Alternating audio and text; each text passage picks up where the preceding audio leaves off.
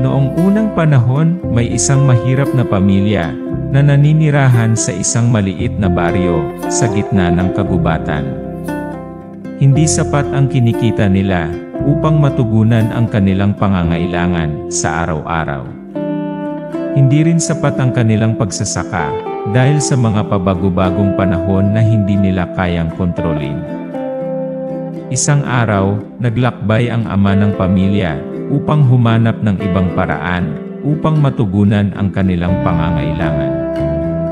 Sa gitna ng kanyang paglalakbay, nakita niya ang isang napakalaking puno na higit na mas malaki sa ibang mga puno sa paligid nito.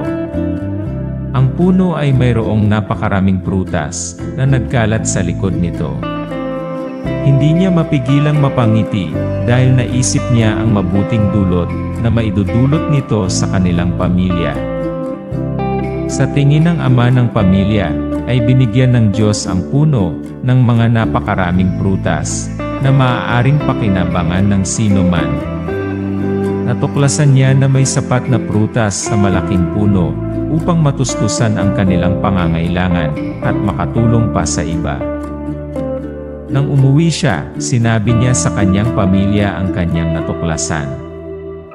Nang magbukas ang kanyang isipan, naisip niya na magbahagi ng kalahati ng mga prutas sa kanilang mga kapitbahay. Nag-isip ang kanilang ina ng paraan upang maipamahagi ang mga prutas sa kanilang kapitbahay. Sa kanilang pagbabahagi ng mga prutas, nagbigay ito ng kasiyahan at pagkakaisa sa kanilang baryo. Dahil sa pagiging mapagbigay ng pamilya, mas nakilala nila ang kanilang mga kapitbahay at nabigyan sila ng pag-asa na hindi sila nag-iisa sa mga pagsubok ng buhay.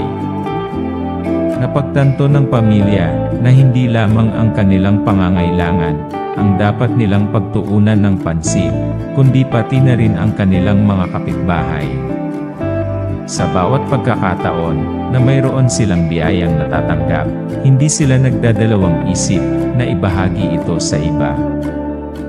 Dahil sa kanilang kagustuhan na magbigay ng tulong sa iba, mas nagbunga ang kanilang pagiging mapagbigay at mas naging maligaya sila. Natutunan ng pamilya na ang pagiging mapagbigay at pagkakaisa ay mahalaga upang mabuhay ng maligaya at magtagumpay sa buhay. Mula noon, naging tradisyon na nila na magbahagi ng kanilang biyaya sa iba upang mas maging masaya at maligaya ang buhay nila at ng kanilang mga kapitbahay. Ito ang alamat ng malaking puno.